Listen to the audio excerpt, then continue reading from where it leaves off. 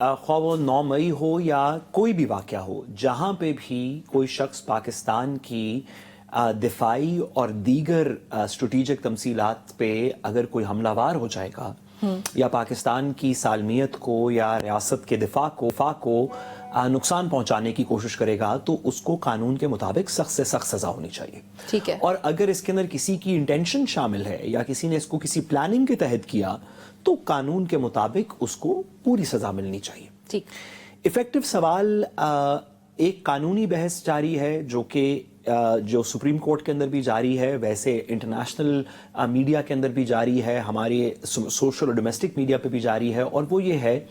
कि क्या जो चीज़ें 9 मई को हुई, जो हादसात 9 मई को पेश आए, क्या उनकी जुरिस्डिक्शन मिलिट्री ट्रायल के थ्रू होनी चाहिए थी या इसके अंदर ऐसे लोग शामिल हैं जिनको सिविलियन ट्रायल भी हो जाता तो कोई मज़ायका नहीं था। एक ये बुनियादी बहस है।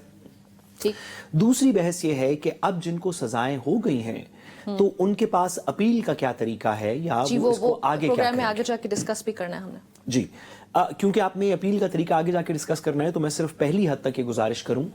कि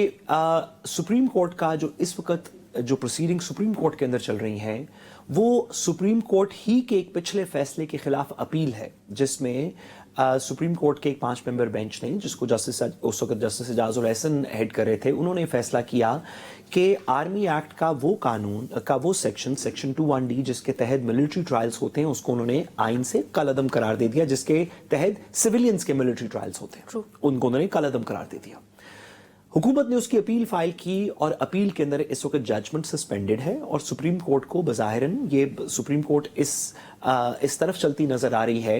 कि उसने इजाज़त दी कि फ़ैसले सुना दिए जाएं, और उसने इजाज़त दी और लगता है कि वो इजाज़त देगी और इसको अपहोल्ड करे, इस बात को अपहोल्ड करेगी कि सिविलियंस के मिलिट्री ट्रायल्स हो सकते हैं, जिस वजह से आपने फ़ैसले सुनाए। मेरा ख्याल है कि ये एक मुनासिब लीगल प्रोपोजिशन है। ऐसे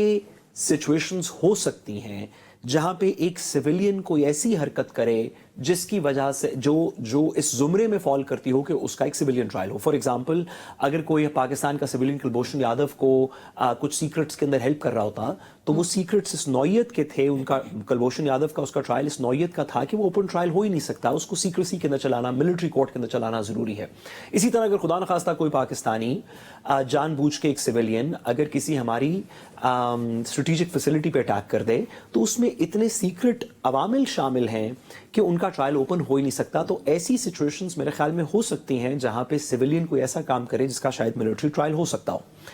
सवाल इफेक्टिवली सुप्रीम कोर्ट के पास ये है कि क्या जो 9 मई को हुआ